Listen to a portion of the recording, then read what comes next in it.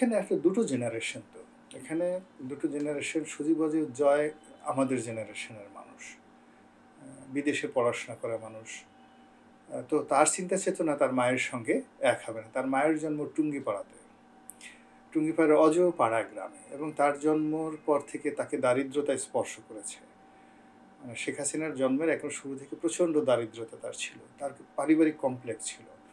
তার জীবনে প্রচুর ট্র্যাজেডি। ৭৫-এর ১৫ই আগস্টে she has lost whole family member. এটা তাকে একটা মনের উপর তার যে প্রেশার ক্রিয়েট করেছে, আমার আপনার যদি এই ধরনের প্রেশার হতো, আমার চোখের সামনে ভাই, ব্রাদার, আত্মীয়স্বজন সবাইকে ব্রাশ ফায়ার করে মেরে ফেলতো, আমরা পাগল হয়ে যেতাম, বদ্ধোন্মাদ হয়ে যেতাম। তো কাজী শেখ হাসিনার কথা, তার ব্যক্তিত্ব, তার আচরণ, তার সঙ্গে আমেরিকাতে পড়াশোনা করা, দিল্লিতে পড়াশোনা করা, ভালো একটা পরিবেশের মানুষ হওয়া, জয়ের যে কথাবার্তার ডিফারেন্স থাকবে এটা স্বাভাবিক। কিন্তু এখানে ডিফারেন্স থাকলেও জয়ের যে কর্মকাণ্ডটা এটা এখনও প্রো পিউপিল হয়ে ওঠেনি।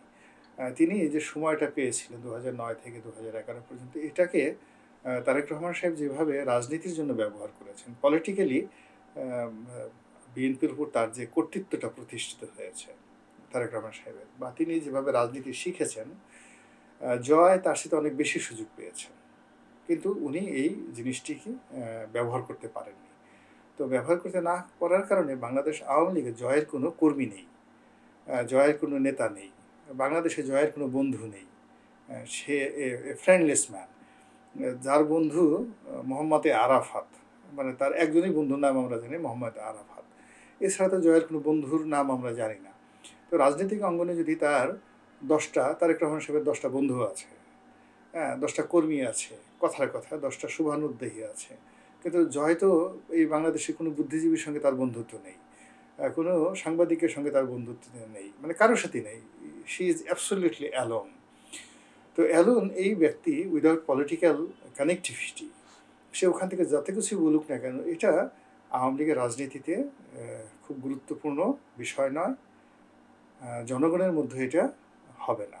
বরং তার মা পাগল হোক, তার মাকে আপনি ভিনডিক্টেড বলেন, যা কিছু বলেন, এখনও আওয়ামী লীগের জন্য শেখ হাসিনা অপরিহার্য।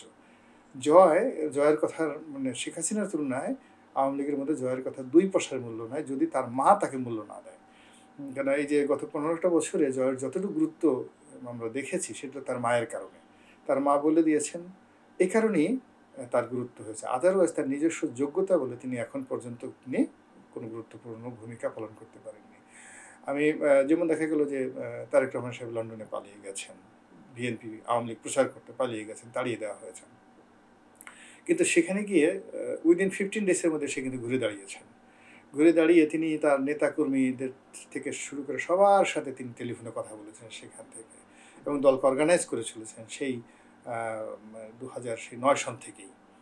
কিন্তু জয় এখন পর্যন্ত বাংলাদেশে কারোর সাথে টেলিফোনে কথা বলেছে, পরামর্শ করেছে, যুক্তরাজ্য আওয়ামী লীগের সঙ্গে তিনি যোগাযোগ করেছেন, যুক্তরাষ্ট্র আওয়ামী লীগের সঙ্গে যোগাযোগ করেছেন, বা কোনো পলিটিক্যাল মিটিং করেছেন, এটা আমরা এখন পর্যন্ত দেখি নাই। ফলে তার এই বক্তব্য হাওয়ায় উড়ছে, এটার কোনো গুরুত্ব নেই, হাওয়াই মিঠাইয়ের মতো আর কি, বেলুনের মতো।